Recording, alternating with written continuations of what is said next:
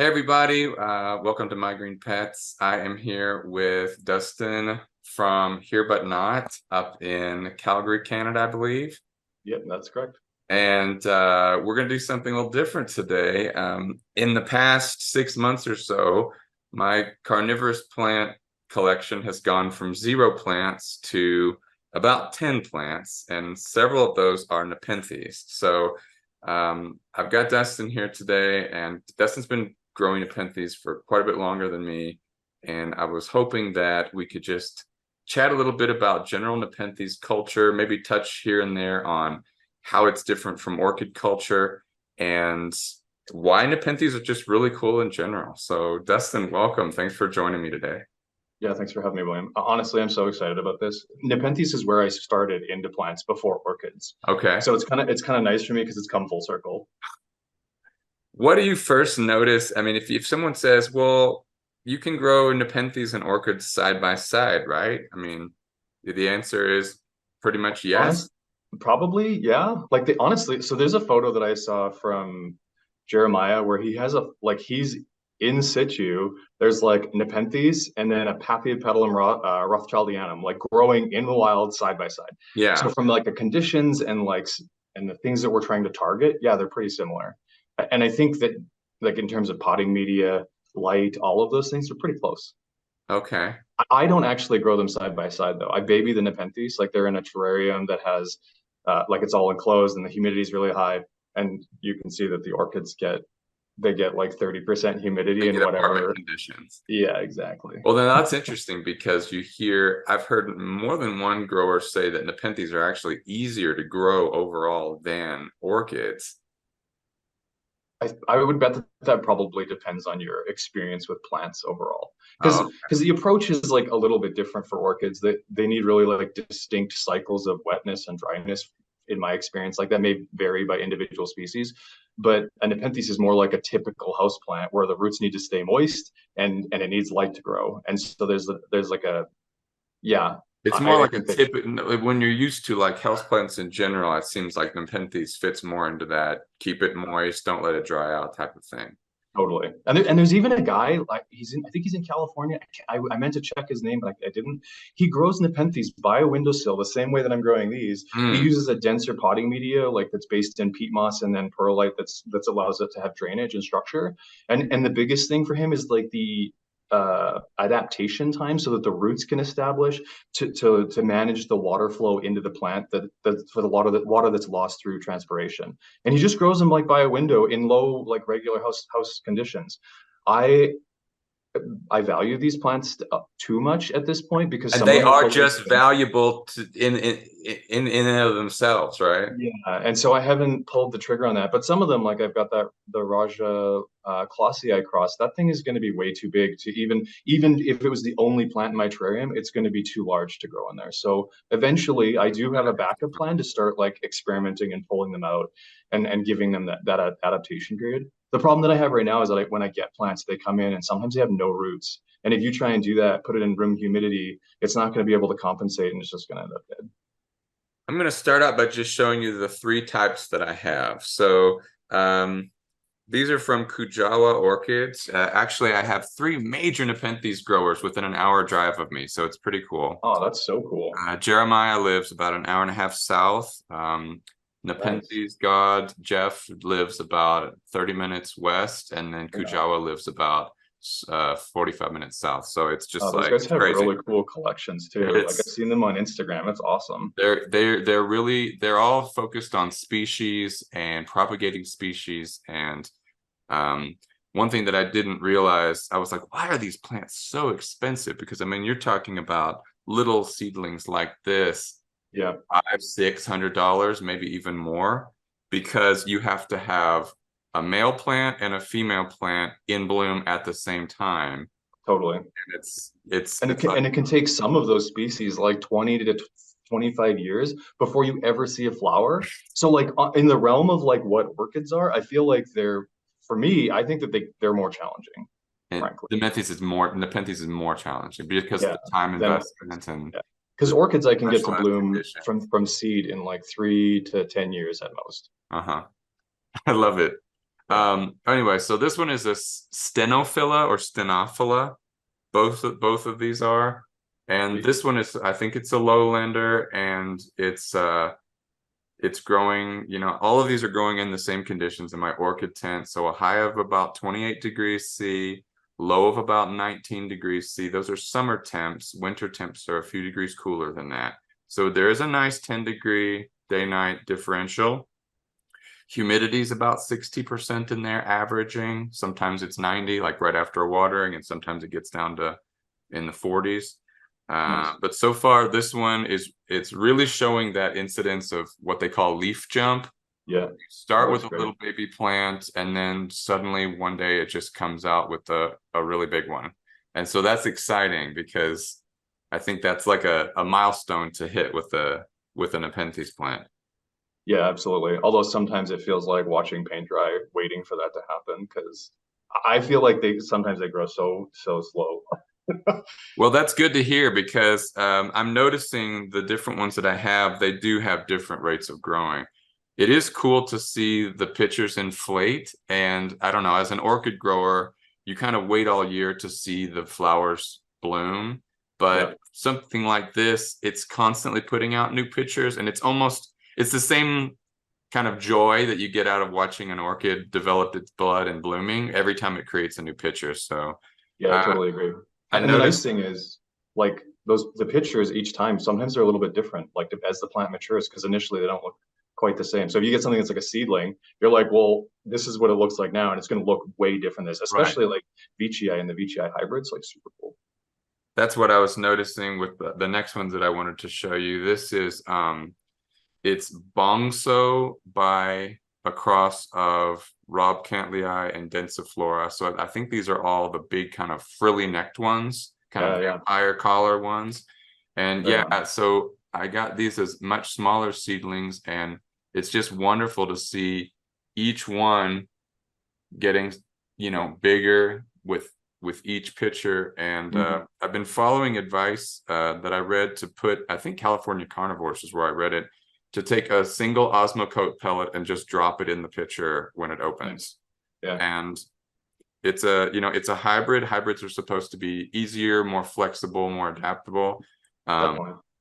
but it's also cool to see the variation because these are from the same pod, the Yeah. same the same parents, but this one looks a little bit greener, this one looks little bit redder.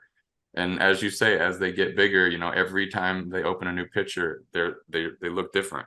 Yeah, which is like when you're growing an orchid and it flowers, it's like every time it flowers in the future, you're expecting the same thing. So sometimes I'm like, well, I did it, now I don't really care.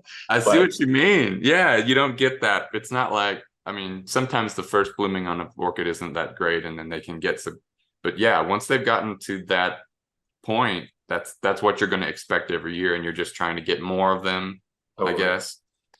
Let's see what else.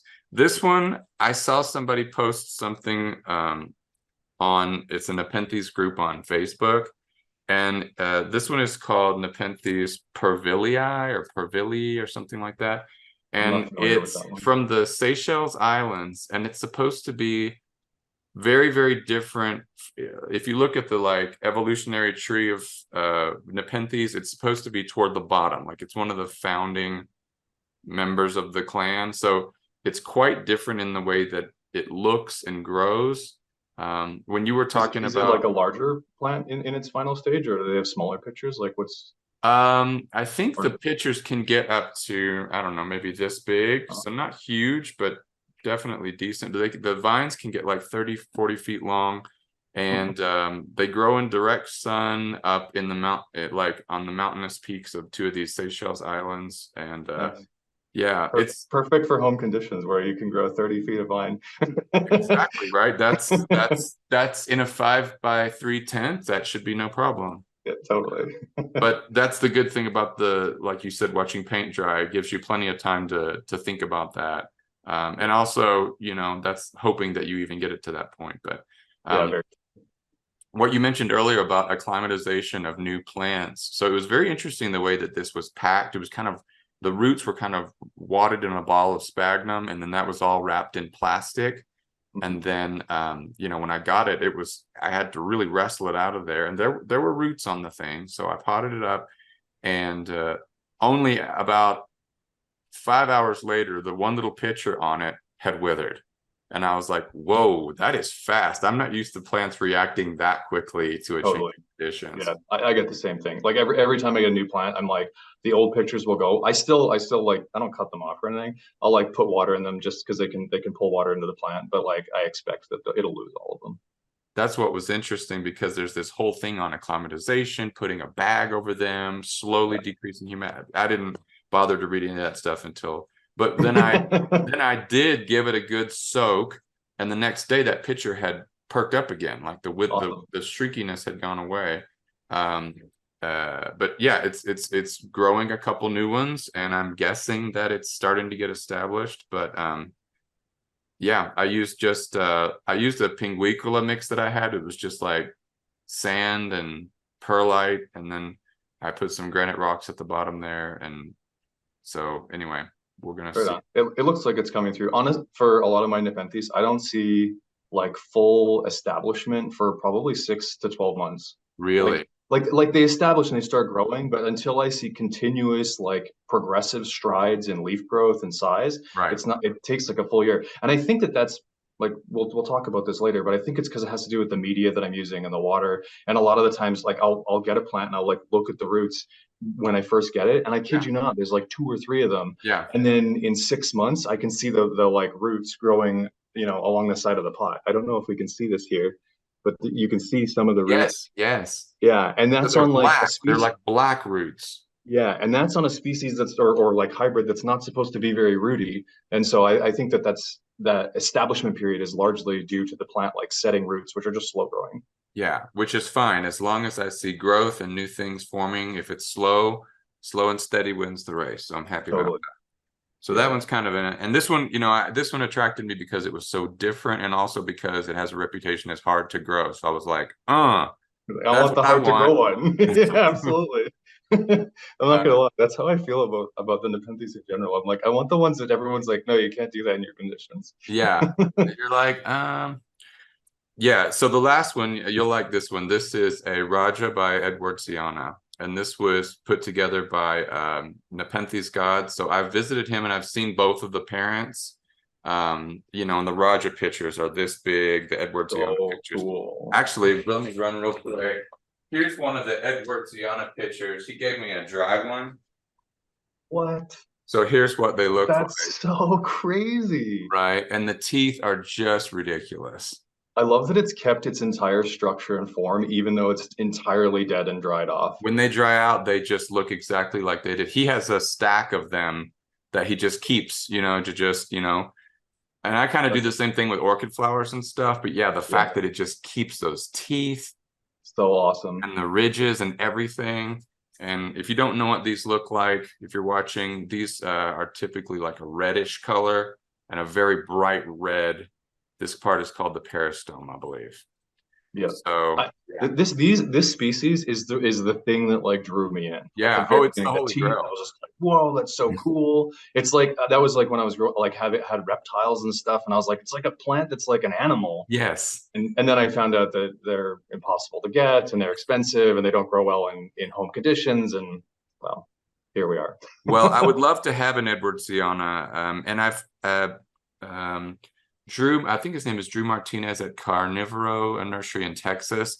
He's got a video that says they're not as exacting on highland temperatures as maybe some of the other highland species. So, Yeah. sometimes I wonder: is it the low temperature that's really necessary, or is it just a drop that's necessary? Like, is it a relative thing? Uh, So, it's an interesting question. Like on my hybrid, so I have a hybrid of Edwardsiana with Hamada, and it was new last year. And initially, it started to decline. Like the leaves were getting smaller, and I was like, "Oh no, I found the limit of what I can grow in my conditions." But then now at the peak of summer, it's starting to throw large leaves again. And so like I've said before, it takes them a while to establish roots, and I kind of just let them do their thing. And so part of me thinks that. Uh, maybe but at least with hybrids, our perspectives on temperature are not necessarily as precise as they need to be Right. when we see in the wild. That said, I'm in Canada, so my conditions still, like right now we get up to like 30 degrees Celsius during the day and then down to probably 25 to 27 at night on really warm like periods like Oh, during okay. July and August. So it's quite warm. And the temperature difference that I see is only about 3 degrees Celsius ish, sometimes five if it's like particularly crazy weather. But like even in the winter, it's like minus 35 outside, day or night. Like my inside temperatures are pretty stable. So, but I don't grow Edwardiana species, Yeah. right? I only grow hybrids, and frankly, the species that I do grow, they're not doing great. Interesting. So I have a Albo marginata, which is a lowland species. Does not like my conditions, so that could indicate that I have more intermediate conditions, or the Okay. plant just doesn't like me. I also have a Nepenthes. Oh no, Aristokeloides, Oh my God. Yeah. the one that I can't say. That's why I was like, oh no, because I got to say it out loud. Anyways, that one in the summer stops pitching, but in the winter grows fine, and it's like tripled its size since I got it last year. So uh, I see more fussing and dramatics out of the species than I do with the hybrids for sure.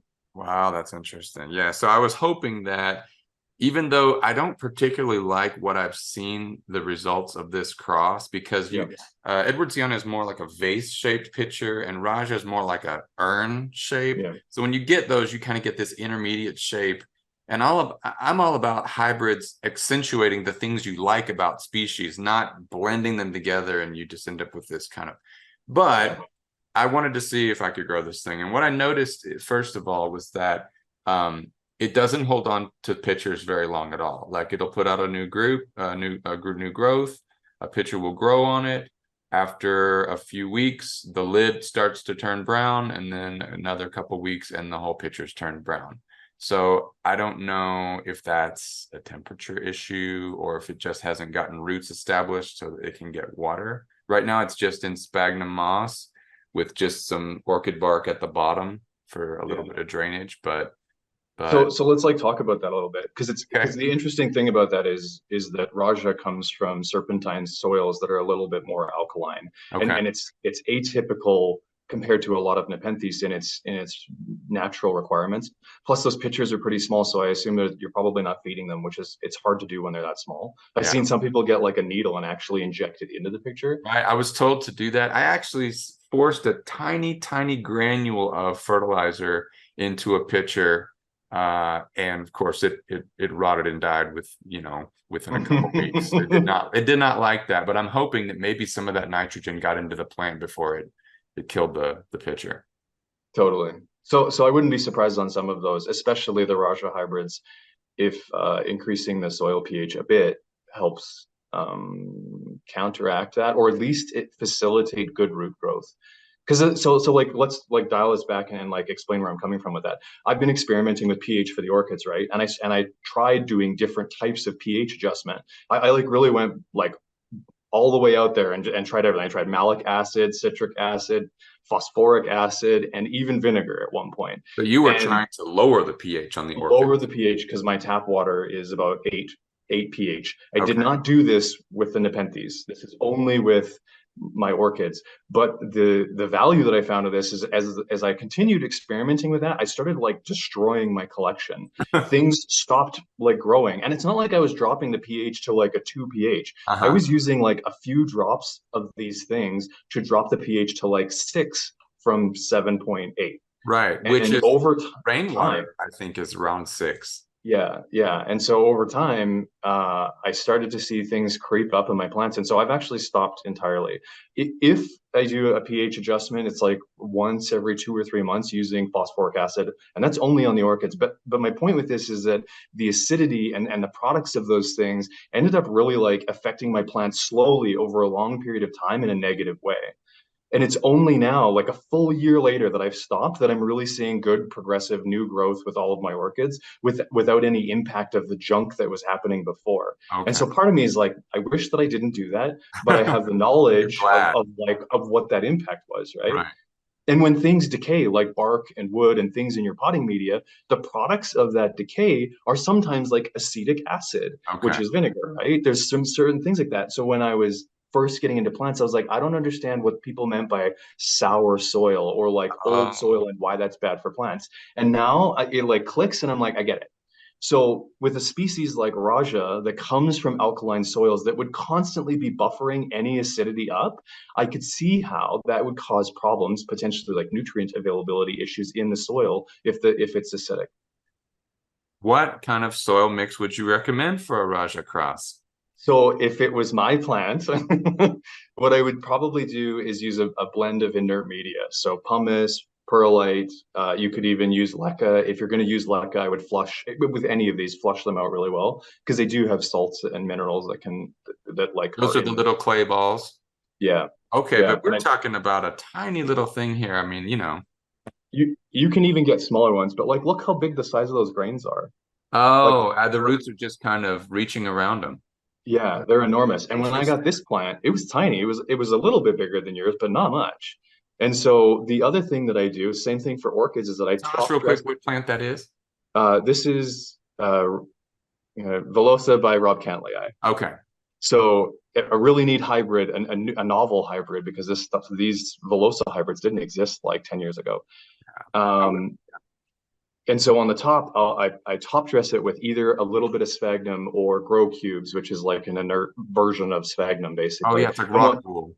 Yeah, and what that does is it locks the moisture in, even though the rocks themselves aren't constantly moist or wet, rather, Oh, it interesting. holds it in. So then you get this like, dynamic conditions where at the base of the plant it's moist, so new roots have good conditions. And then as they push further down, they're reaching the like pH neutral to slightly alkaline.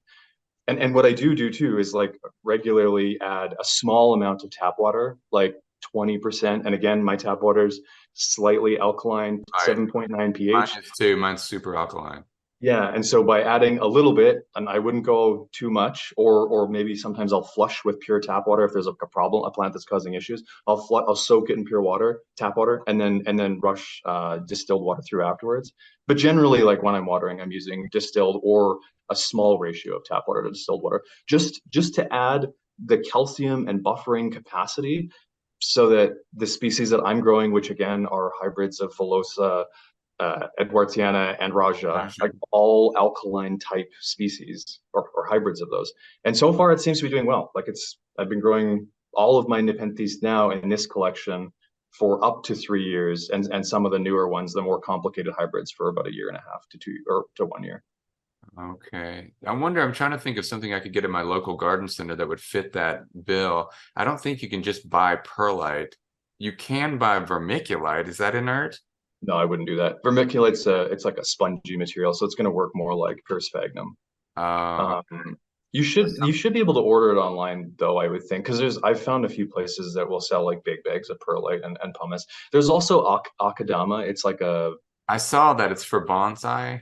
yeah, and that work it's like the same sort of thing. It's like a clay material that's been baked in kind of the same equivalent of like what leca is. And there's a few different options around those as well. Okay. And the Or, nice thing, I think the reason those are really good is because they hold structure and they don't decay. So mm, you have this like little plant right now, and let's say it's in pure sphagnum and it does really good, and then you need to repot it in a year and a half. It's you really hard to get the sphagnum off have to the pull it roots. off. Yeah. Yeah, and if you like bust any roots in the process of trying to adjust, like do that, you potentially set the plant back, or you leave the sphagnum on and it continues acidifying and causing potentially conditions that aren't ideal for a species that it's adapted to different conditions. All right. Well, that's what now see this one is in a totally inorganic mix. Like the Pinguicula mix is just it might have peat in it. It's like peat, sand, perlite, but then yeah, so I'm not sure. But yeah, so Well, and that's that species may come from an area that's more like boggy and peaty and be adapted to acidity too. right. Like I think the thing that's important too is not to say that all Nepenthes need alkaline conditions because it's really quite it's a really small subset of certain plants that grow in really specific conditions. But that includes Raja. Right. Raja. Okay. My Well, nose is so itchy today, and I'm like, oh, why does good it have to thing be you're the not damn allergic to video? plants. Right? Maybe. Jeez. Well, I might actually maybe get in contact with one of the nurseries, and because a lot of them sell pre-prepared mix, and just because I'm such a beginner at this, I might order some pre-made mix just to, say, ask them, do you have an inorganic pre-mixed batch that you could, send me and see if they have anything. Because I Well, I know don't, that there's a couple places online that sell that sort of mix for Paphiopedilums. yeah. And so to me, I would consider these pretty equivalent to paths Hmm. because they literally grow in the same Right next to them, areas. yeah. Yeah, in similar conditions for certain species, right? Like like Nepenthes, and there paths that come from different conditions, but there's this sort of like path rock mix that's kind of a blend of a few different things, and I would expect that that would probably work pretty well. Okay. All right. I'll do some looking around. So you think I should get it out of the sphagnum? I, if it's growing fine right now, then continue how it is. Like I'm not, if it starts to decline or you start to see a decrease in growth or leaf longevity, then I probably would. To Okay. me, when you start seeing leaves aborting earlier than expected, that's Oh, related to nutrients. And so if you have like low nitrogen or low other micronutrients, the plant starts moving those nutrients from old leaves to new leaves. I Now, it's still a hard thing to decide on like whether that's the case or not, because if it doesn't have a good established root each leaf system, does seem to be bigger than the last, so that's a yeah, good sign, right? then that's good. And if it's not broke, don't change it, right? Like I think it's good to experiment, but maybe not with the most expensive plant in your collection. Yeah, that's the funniest thing Yeah. because I've been growing orchids for like 15 years, and this is the most expensive plant I've Oh ever yeah. bought. So if I told you the most expensive Nepenthes I buy, you'd tell me I'm an idiot. It's well, but it's the thing. I visited four Nepenthes growers this year, and they're all cashing in. You know what I mean? And there's a huge number of people that they're like, what? I can make $500 on this. So there's a bunch of people trying to get into this market right now. So I'm Totally. hoping that for us, the growers, that's going to mean more availability and lower prices. Honestly, like for me, then that's all cool. You're talking about how you like hybridize plants and you kind of like homogenize this look of two really cool species Yeah. into something that's not that great. I am so excited for the next phase. So Yeah. the same thing we did with orchids, right? Where people were breeding them and then like line breeding for selected outcomes and Yeah. traits. Like I'm like, so if you take a Velosa crossed with Veitchii and then you cross that with a Velosa crossed with Robcantlii, you could get like a Veitchii type plant with enormous teeth. Yeah. And it's not going to be all of them, but if you get two of those and then you Oh, sibling cross oh them, oh, yes, the cross. dude, Yeah. it's going to be And so I cool. think well, that was one thing. We have about 5 minutes left, by the way. Actually, it's closer to three, so I'm gonna try to talk quick here. But that's one thing I was kind of before I realized how difficult it was to get the two plants in bloom at the same time and cross them. I was kind of complaining about these Nepenthes crosses all look the same. What are you guys breeding Totally. for? And I think, it was explained to me when my Nepenthes blooms, I put pollen on everything just to see what'll happen. And it's like, oh, okay, that's where we're at right now. Yeah, absolutely. And frankly, like I'm breeding orchids and stuff, and I'm pretty much the same way. If it's in bloom, I'm like, make a cross, see Let's if it'll do it. grow. Because there's like for every cross I attempt, there's probably 75% of them that don't work or bail. And so a lot of the times it's just like, can I make something? And then I feel like if I'm invested in the seedlings as they're growing, that means it's a good cross. Okay, But yeah. like maybe that's BS. When you feel that, yeah, like, ooh, this is gonna be, and you can see Yeah. it early on with plants like Nepenthes. Yeah, and You I can know see that it. we're like short on time, so I'll keep this short. But like one of them is this is a Roth cross with Henryanum and Glaucophyllum. And so I've crossed this onto another what's it called? Sanderianum hybrid. It's called Oh, Path Angel Hair. So it's got okay. long petals. And I Yeah. am so excited for that cross. Like it's still in pod, but the pod is fat. And I'm just like, this, if I have to like, if there's a fire in my building, I'm grabbing that one plant. It's gonna have like a pink pouch, but maybe long petals, and I hope who so. knows? I think that there's some really interesting colors that you don't normally see in multiflorals. And so I think that the outcome of that, but what I hope is for a really wide flower spread, like you would see on a Roth, but with different colors. That would be awesome. Yeah. Dustin, it's been a pleasure speaking with you again today, sir. You I too. Thank hope you so that much. maybe we can do like a 6 month update on the Nepenthes and see, just if they're still alive, if they're still making it. Yeah, man, I'd be super down. Love to hear more about how they're going for you. Cool. Well, if you've been watching, thanks for joining us, and we will see you next time. Thanks, Bye. everyone. Have a good day.